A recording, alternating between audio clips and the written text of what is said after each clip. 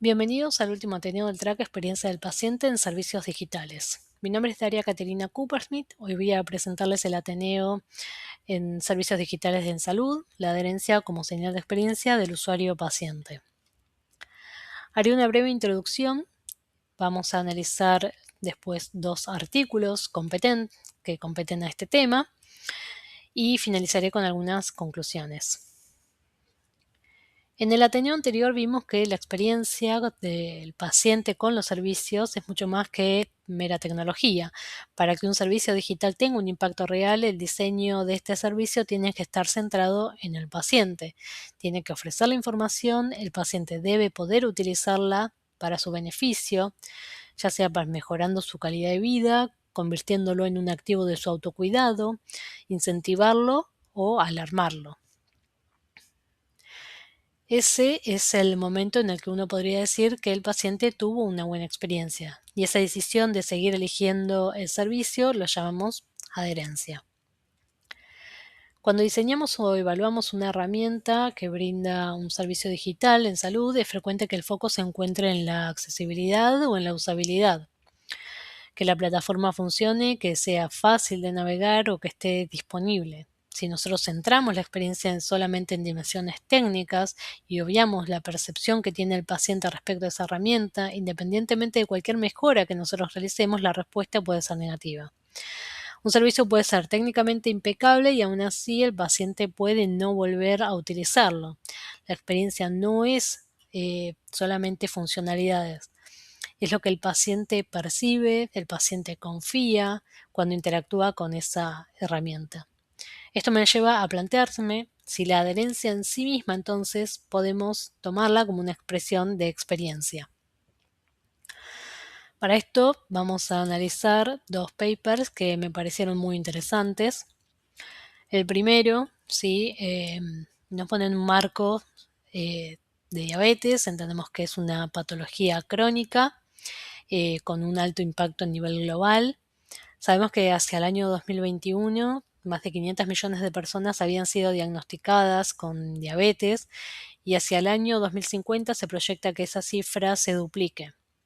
Eso implica un cambio en la demanda del sistema de salud con un modelo tradicional asistencial que posiblemente no pueda absorberlo todo. Y aquí es cuando intervienen las soluciones digitales que emergen como una respuesta. La pregunta es, ¿cuáles funcionan? ¿Para qué? ¿Y cómo impactan? Este primer artículo es una revisión de alcance publicada en el International Journal of Medical Informatics. Se propuso sintetizar la evidencia disponible sobre todas las soluciones digitales en la atención ambulatoria de la diabetes, analizando sus funcionalidades y evaluando el impacto a través del marco del cuádruple objetivo.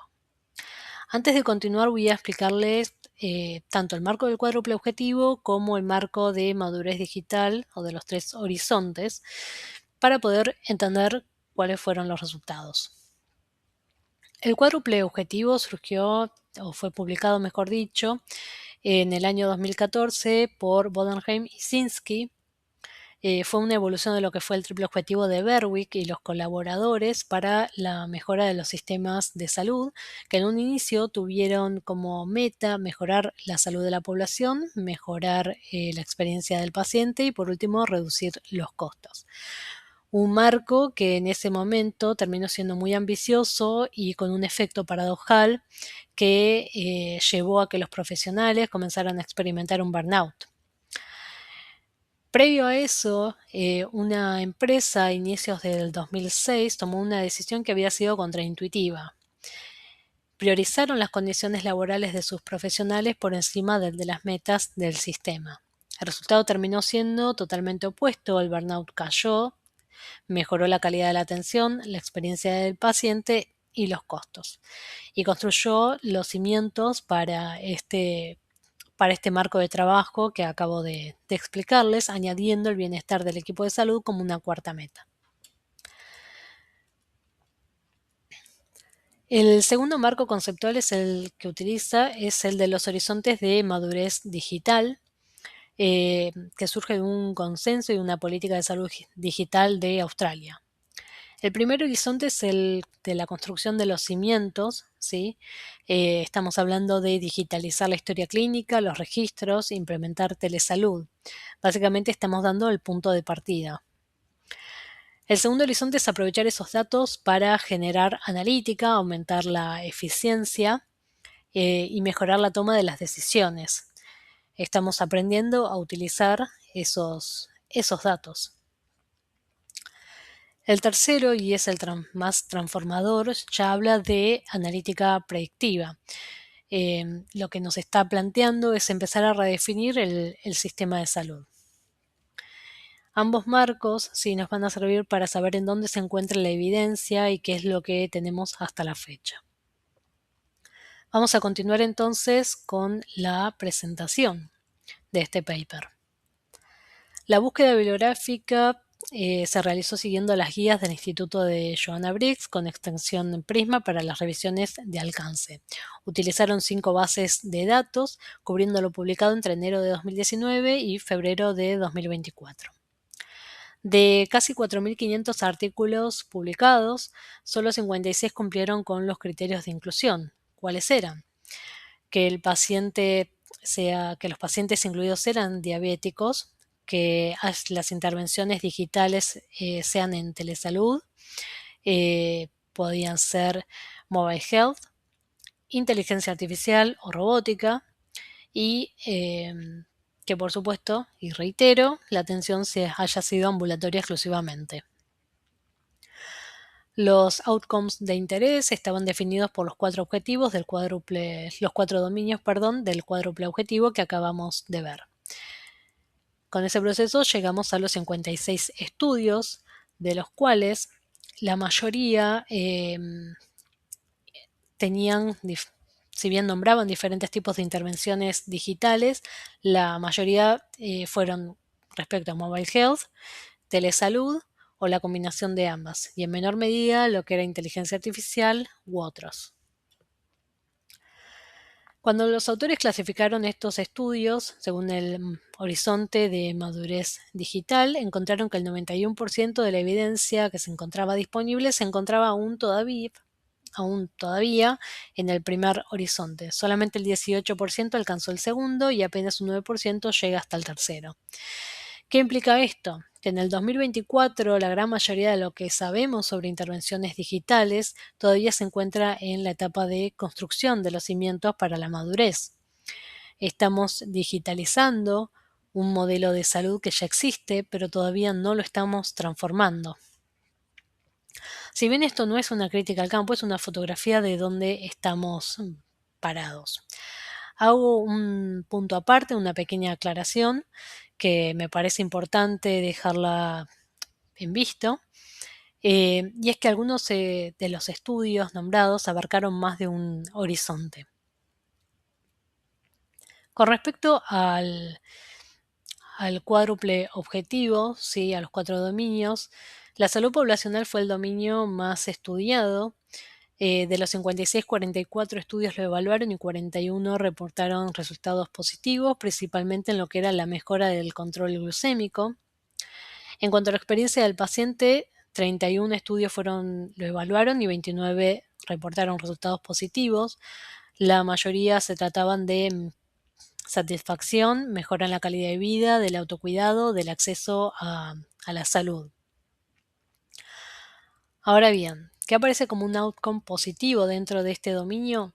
La adherencia al tratamiento, explícitamente listada como un resultado favorable en los mismos estudios en donde la experiencia fue buena. Los dominios de bienestar del equipo de salud y reducción del costo casi no fueron analizados. Antes de cerrar este primer paper, me parece importante analizar una limitación muy relevante, y es que ninguno de los estudios reportó tasa de abandono de la herramienta como variable de resultado.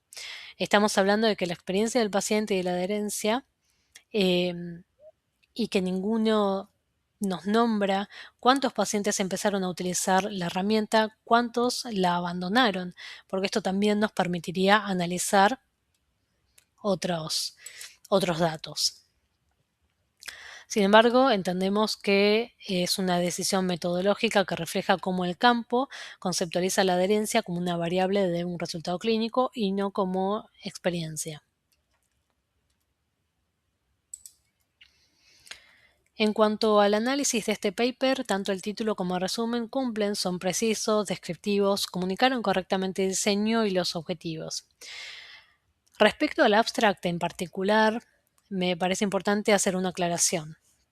Los resultados se expresan como un conteo de estudios positivos o negativos. No hay medidas de efecto, no incluyen intervalos de confianza y esto está bien en realidad para una revisión de alcance, pero puede generar una lectura que puede ser errónea por ser optimista en otros lectores.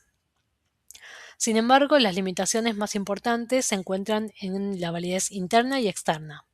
¿Por qué en la validez interna? La duración de seguimiento de los estudios incluidos es muy variable. Estamos hablando de que el mínimo era de 2 semanas y la mayoría se ubicó entre 3 y 6 meses. Aún así sigue siendo escaso. Si uno quisiera evaluar completamente digamos, esa adherencia a la herramienta. Un dato que me parece importante repetir es que ningún estudio reportó la tasa de abandono como una variable de resultado. Y en cuanto a la validez externa, es, digamos, la mayoría de los estudios provenían tanto de Estados Unidos como de Asia o Europa, por lo tanto no tienen representación en otro lugar. Más allá de eso, eh, es una revisión de gran impacto clínico e innovadora en su enfoque. Pasemos entonces al segundo artículo.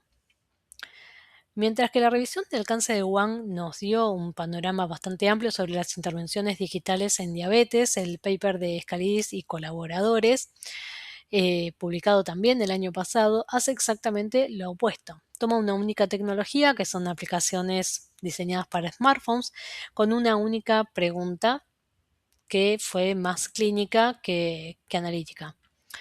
Estas aplicaciones reducen las internaciones no planificadas en pacientes que tuvieron un infarto agudo de miocardio o que se hicieron una angioplastia.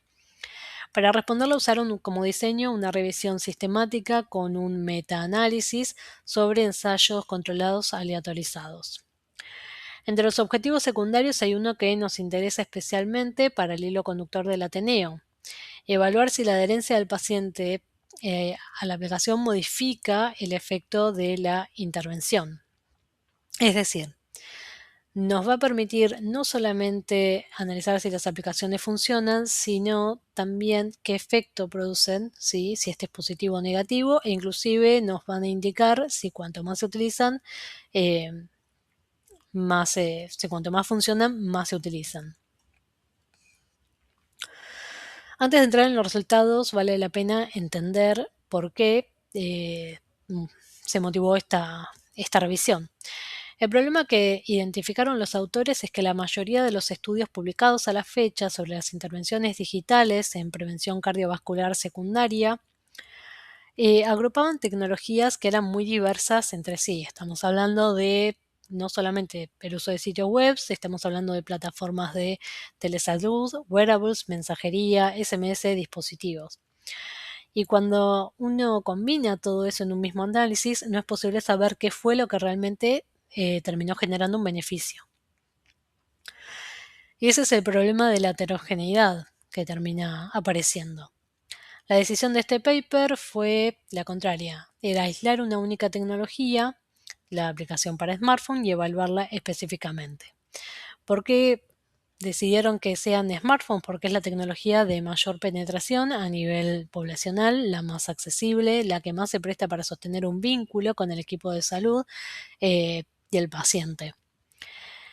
Y esa continuidad es la que nos interesa a nosotros, que hace que un paciente siga usando una aplicación, que determina su adherencia. Esa segunda pregunta es la que el paper intenta responder y es la que nos lleva a continuar con este hilo del Ateneo. La búsqueda se realizó exclusivamente en PubMed. Buscaron adultos mayores de 18 años que tenían un antecedente de infarto agudo de miocardio confirmado, o que se hayan realizado una angioplastia recientemente, que utilizaron una aplicación de smartphone con algún componente de prevención secundaria, ya sea contenido educativo, recordatorios de medicación, monitoreo remoto, seguimientos estructurados, comparados contra un cuidado estándar sin un componente digital, y que tuviesen por lo menos al menos un outcome, clínicamente relevante reportado. Estos outcomes nos referimos al número de reinternaciones, si es que se reportaban, o eventos cardiovasculares mayores como un ACV o un infarto que fue fatal. Solamente se consideraron los ensayos controlados aleatorizados. Quedaron fuera los estudios observacionales, los pilotos de factibilidad y cualquier aplicación que no tuviese una aplicación donde en realidad la aplicación no era la plataforma principal. Dos revisores trabajaron en forma independiente, con acuerdo entre sí medido por el kappa Cohen. El riesgo se evaluó con la herramienta de Risk of Bias de Cochrane, y para la síntesis estadística utilizaron un modelo de efectos aleatorios y calcularon el riesgo relativo con el intervalo de confianza, no así el uso del hazard ratios, porque los estudios solamente reportaban conteos de evento y no el tiempo al evento. La heterogeneidad se midió con el I cuadrado. El resultado de todo esto fue solamente 4 estudios que cumplieron con los criterios, con un N total de pacientes de 827. Los 4 ensayos que cumplieron con estos criterios fueron Tele-ACS de Reino Unido, After AMI de Polonia, CHUDU-CR de Australia y WeChat de China. Todos publicados entre el 2022 y el 2024, con un total, reitero, de 827 pacientes. La edad promedio era de 61 años, con mayoría de hombres, y el seguimiento fue muy variable. Estamos hablando de seguimientos de 3 meses hasta 42 meses. Esa diferencia va a ser relevante cuando veamos qué pasa con los subgrupos. Las aplicaciones también fueron muy distintas entre sí. Tele-ACS, la de Reino Unido, se centró en el monitoreo individualizado y el seguimiento de los síntomas. After AMI, en notificaciones diarias y mensajería segura con el equipo clínico. Y CHUDU-CR en cambios del estilo de vida. En cambio, WeChat en rehabilitación cardíaca estructurada con un soporte de pares y feedback médico en tiempo real. Lo que todos tuvieron en común, por supuesto, al ser ensayos controlados, es que el grupo control recibió el cuidado estándar con ningún componente digital. Y esto es lo que nos permitió hacer la comparación que hace posible este metaanálisis. Vamos a ver qué encontraron. Este forest plot, recordemos que la línea vertical señalada en verde nos indica que es la línea de no efecto. Todo aquello que se encuentra a la izquierda va a favorecer la aplicación por sobre el cuidado estándar. Vamos a mirar estudio por estudio. En orden decreciente, sí tenemos el estudio de Tele-ACS, que tuvo el efecto más fuerte y el más preciso, con un riesgo relativo de 0.27. Es el más lejano, ¿sí? De la línea de no efecto, que resultó claramente significativo. ¿Qué pasó con WeChat? También fue significativo, con un riesgo relativo de 0.42. Fíjense que tanto el estudio chino como Tele-ACS se encontraron con intervalos de confianza por debajo de 1. After AMI tenía un riesgo relativo de 0.30. Suena muy bien, pero el intervalo de confianza llegó hasta 1.03. Terminó cruzando la línea de no efecto con lo cual estadísticamente no fue tan significativo. Y después está CHODU-CR, que es un estudio que termina rompiendo el patrón. Fíjense que se encuentra en el cuadro rojo, con un riesgo relativo de 1.20. Si bien no es significativo, es el único que sugiere numéricamente, si uno lo interpreta a conciencia, que hubo más reinternaciones en el grupo de la aplicación que en el grupo estándar. Y es el que termina influyendo en la heterogeneidad. El diamante, marcado con la flecha azul, es el resultado combinado de los 4 estudios. Está claramente a la izquierda, no cruza la línea media. Marca un riesgo relativo de 0.45 con un intervalo de confianza de 0.23 a 0.89, lo que indica una reducción del 55% en el riesgo de reinternaciones, no planificadas. Ahora, el dato más relevante de todo esto fue el intervalo de predicción de 0.6 a 3.72. Ese intervalo sí cruzó el riesgo relativo de 1 y básicamente para interpretarlo tenemos que entender que si esa intervención la replicáramos en otro contexto, este efecto puede ir desde no tener un efecto a una reducción enorme o a producir inclusive un daño.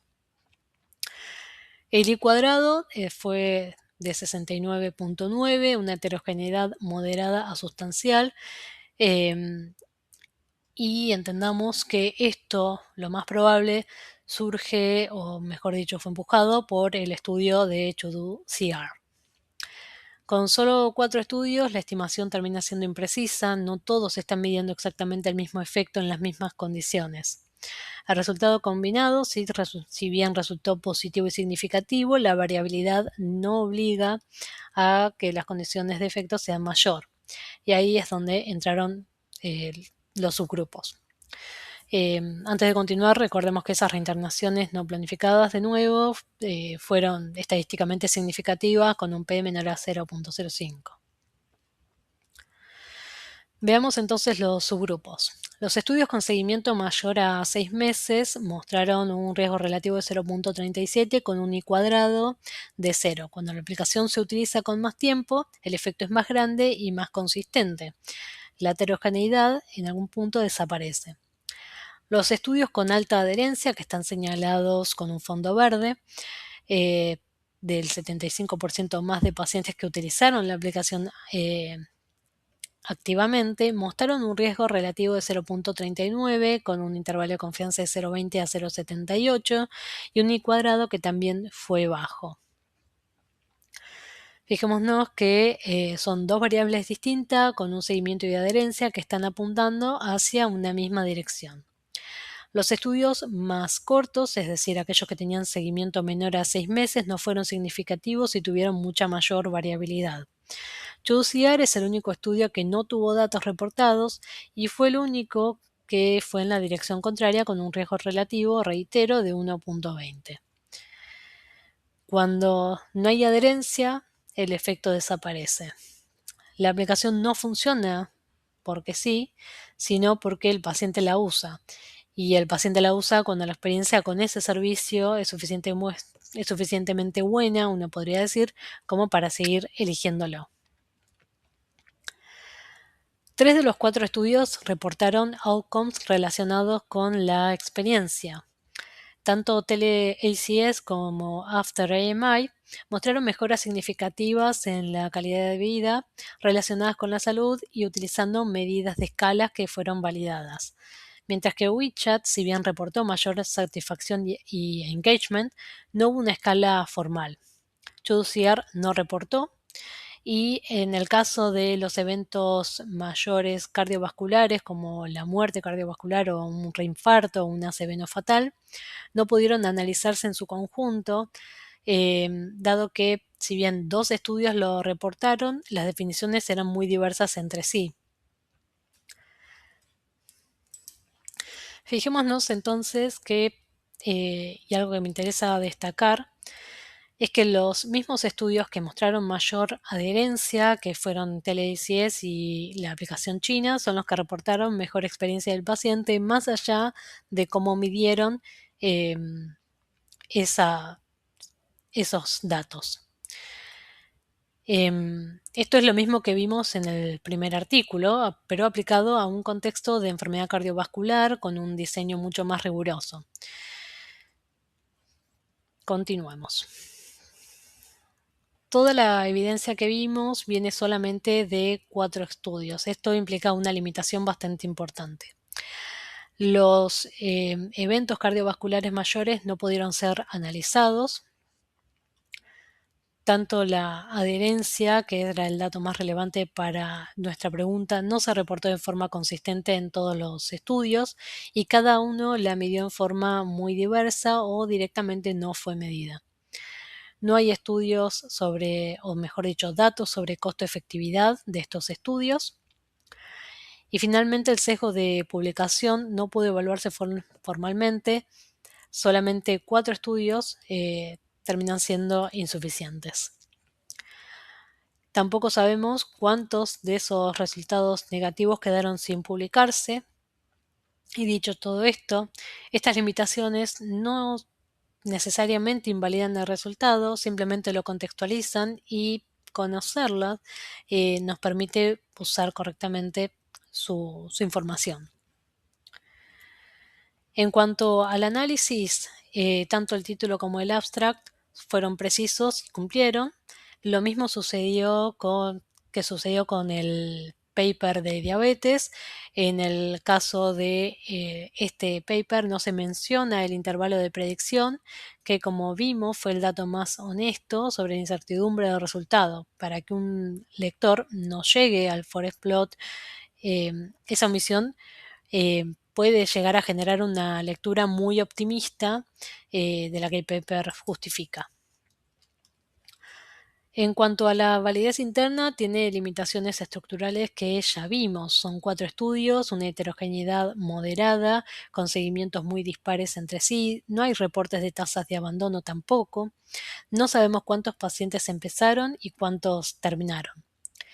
La validez externa también fue limitada. Los contextos son muy diversos entre sí, no tienen representación a nivel global y no tienen dato de costo-efectividad que nos permita pensar en una implementación a escala.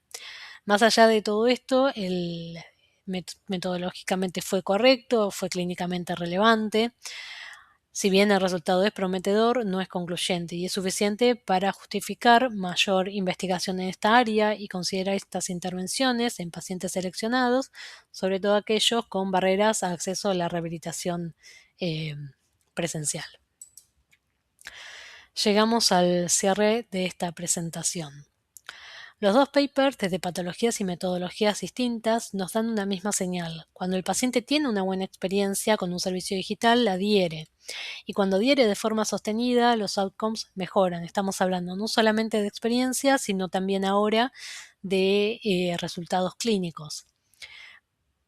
Ahora, ¿es evidencia definitiva? Por supuesto que no, es incipiente, tenemos pocos estudios, no hay representación en otros países, no hay datos de costo-efectividad, pero la pregunta no está cerrada. La señal es suficientemente clara como para decir algo concreto. La adherencia no es un dato de uso, es un voto de confianza del paciente para un servicio que le ofrecemos. Quienes producen servicios digitales muchas veces se olvidan que el foco es el paciente y no la herramienta. Pueden crear tecnologías, se pueden optimizar los sistemas, mejorar funcionalidades y aún así fracasar. Sin embargo, una herramienta es útil para el paciente cuando éste obtiene algo de ella, un dato, un conocimiento.